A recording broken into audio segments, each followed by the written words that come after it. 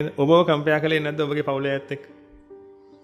අද ඉන්න දරුවන්ට තියෙන ලොකු ප්‍රශ්නයක් පින්විතනි ඔය කාරණාව. ඒ තමයි තමන්ගේ අයියලා අක්කලා නංගිලා මල්ලිලත් එක්ක තමන්ව කම්පයා කරන එක. ඒක ලොකු ප්‍රශ්නයක් පින්විතනි. දරුවෝ ලොකු පීඩාවකට පත් වෙලා ඉන්නවා. සමහර දරුවෝ පින්විතනි තමන්ගේ සහෝදරයන්ව මරන්න උනත් ලෑස්තියෙන් ඉන්නේ දැන් මේ වෙනකොට පින්විතනි. ඒ තරමට අපීරිය වෙලා තියෙන්නේ. මොකද හැම කෙනෙක්ම ගෙදර ආවොත් එහෙම අහන්නේ අයියා කැම්පස් එකේ නේද පුතේ? පුතා මේ පාරත් ෆේල් උනේ. ඕකමයි අහන්නේ. ඔබත් අනිවාර්යෙන් අහනවා ඉතින් මෙතන ඔය අහන්න එපා. ඒ ළමයි පුදුම විදිහට විඳවනවා. මෙතන අපි ගාවට එනවනේ. පුදුම විදිහට විඳවනවා.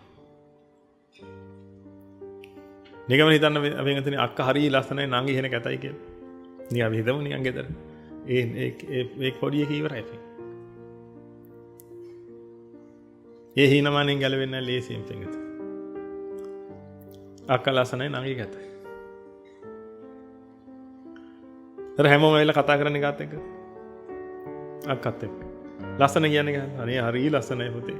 සමහරවල් කට කැඩිච්ච ඒවා තේරෙන්නේ නැහැ මේ කාරණාව මොලයක් නැහැ. ඒක නිසා ගිහිල්ලා කියනවා දුවත් ඉතින් අක්කා වගේ ලස්සනට හිටියා නම් කොච්චර ෂෝක්ද නේ. එක්කෙනයි නම් ඉන්නේ. කම්පෙයාර් වීමක් නෑ මේක. එක්කෙනයි නම් ඉන්නේ පිටින් දෘෂ්ටි ඇප්ලයි වෙන්නේ.